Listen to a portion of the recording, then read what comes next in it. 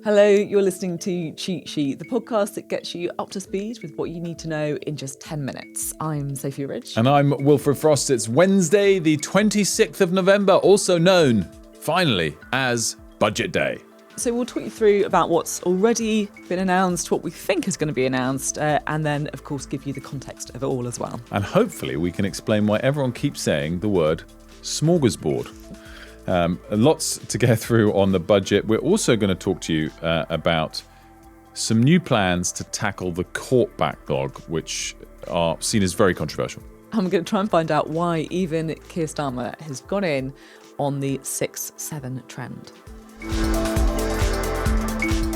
So it's Budget Day. We're finally there, Sophie, and we will find out later today what all of the individual line items in the budget are.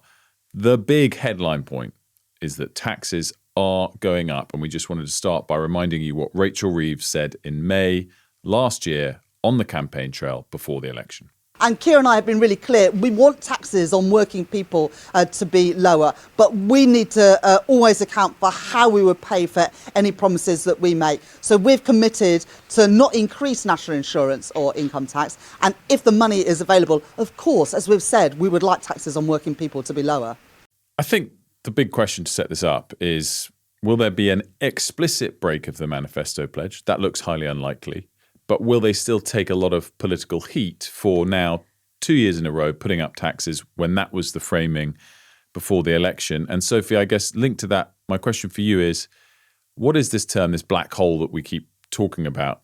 Because today we'll find out how big it is and how much she has to annoy voters, how much she has to put up taxes. Yeah, just on the income tax thing for a start, because I think this is really important. Most people would say if you're paying more income tax as a result of the budget, income tax has gone up. That I think is what most people would think. However, what we're expecting, it's always risky to predict like just hours out of a budget, but what we're expecting is that the headline rate of income tax isn't going to change, but more people will be paying more income tax because of a freeze in the thresholds, which basically means more people get dragged into paying high rates of income tax, right? So taxes are going up. That, as you say, that is the kind of big headline rate that's going on too. We're going to see some changes to benefits as well. I think those are some of the really big things. Another big headline thing that's going to impact an awful lot of people on the two-child benefit cap being scrapped, that we're expecting that to happen in full. And we're also expecting to see a rise in working age benefits as well, to the tune of kind of £5 or £6 billion. So these are things that haven't been confirmed, but we're pretty sure they're going to happen. And it comes back to the point, what does this all cost? As you said, scrapping the two-child benefit cap, that will be an extra £3 billion to find, possibly increasing the national living wage, which is expected to go up by 4.1% from £12.21 to £12.71. That's going to cost more money. By the way, it might also be inflationary. And I think this is the key question to me coming into it.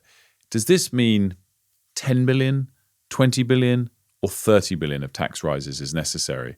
And it just gets so much harder each time you step up through those levels. And it will lead to more and more of these taxes to offset it, which will annoy more and more different groups of people. My kind of big takeaway from what we've got so far is that, to me, this feels like a budget that is going to be aimed at Labour MPs. Right? If you look at some of the things that they're doing, putting up taxes, there's speculation around property taxes as well, right? More funding for the NHS, that's going to be the priority there. The minimum wage going up. We're also seeing, of course, more spending on benefits, on welfare, which the public are, I think it's fair to say, not in the same place as most Labour MPs. And I think that tells you something about how stable the Chancellor and also the Prime Minister are feeling. You know, there's been an awful lot of speculation about leadership challenges, hasn't there?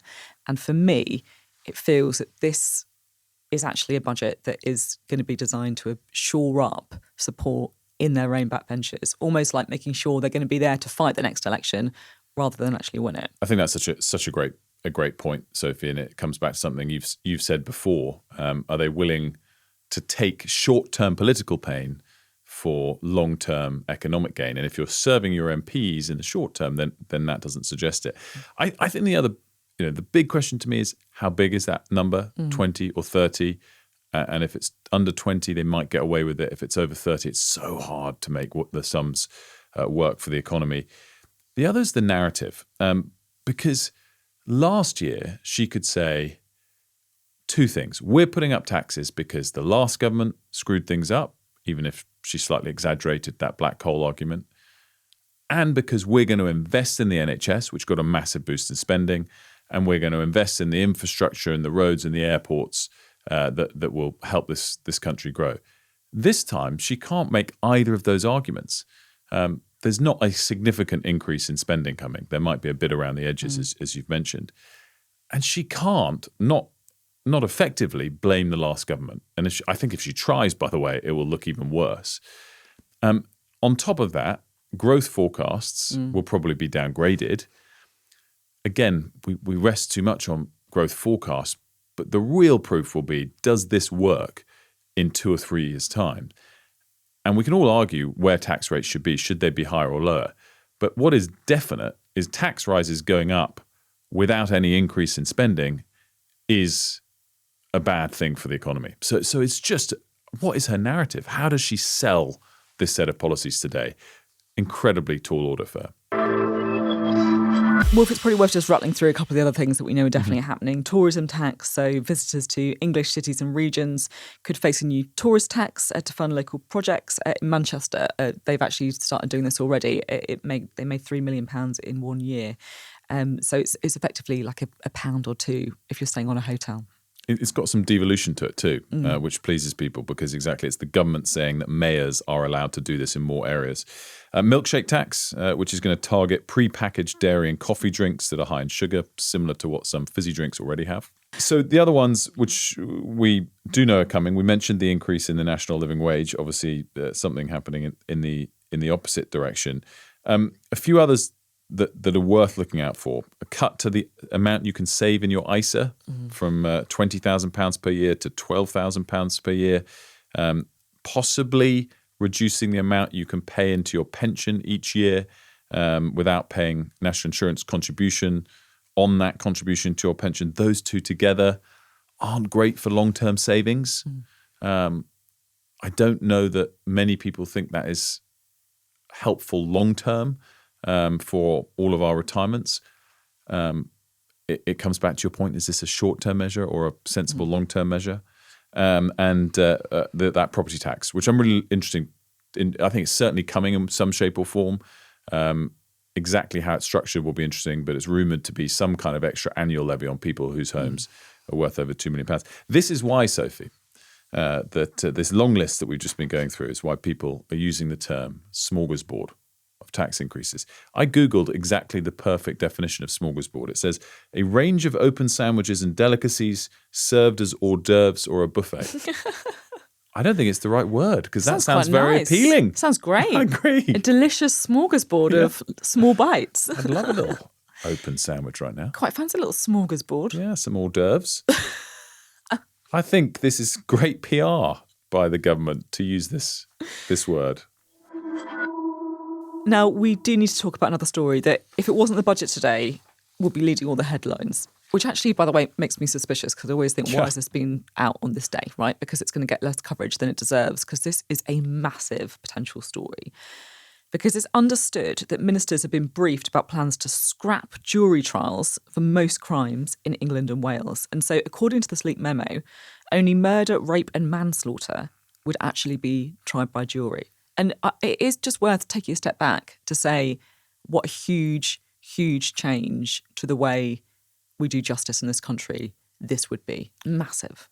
So this obviously comes because of a massive backlog in cases. 78,329 cases are waiting completion in Crown Courts in England and Wales at the end of June.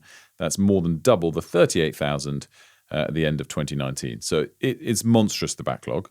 Sir Brian Levinson did a big report into this. He also noted that the amount of time taken up in court before a jury starts to hear the case has doubled from 11 hours in 2001 to 22 hours last year. So there is a case, and he makes the case in his independent report that came out months ago, to reduce how many trials have juries.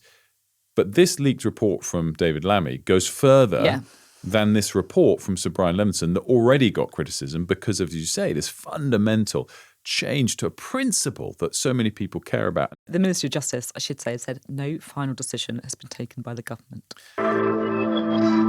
Did you see the Prime Minister trying to go viral? I mean, it wasn't really coming from him, I guess. He was kind of sucked into this pervasive number trend that is everywhere. Which we have tried to research and understand on this podcast before. I've tried again. I still don't understand it. And what I love about it is the kids kind of do, and they can kind of mock all of us, including the Prime Minister, in the process. 6-7. Yeah. 6-7. Everybody. 6-7. Are you doing page 6-7? We're not over that yet. We're not over that. For anyone who's not watching on YouTube, what is happening there is a very, very cute and mischievous girl sitting next to the Prime Minister who sees 6-7 in the book that she's reading and immediately starts juggling her hands around. And the Prime Minister does it too. So I love the confidence of this, by the way, that she just, there's a PM just casually sitting beside her. I'm going to try and get him to do 6-7. Amazing. Amazing. And then the PM gets, in a bit of trouble from the teacher because obviously teachers are having to ban this because it's so distracting. And I thought, that was a little bit tough for the PM, a little bit mocked. I think he's going to have a tougher time in Parliament today, though. Yeah. By the way, PMQ's before the budget, so he won't totally escape that point you mentioned about jury trials. Yeah, and the other thing about 6-7 is that no matter how annoyed everyone is at Keir Starmer and Rachel Reeves, the one good thing he's done is that he's made 6-7 so deeply uncool that hopefully no one will ever do it again. So thank you very much, Keir Starmer. Trend over. That does it for your cheat sheet today. Make sure to get in touch with us, cheatsheet@sky.uk, or follow us on our social media platforms.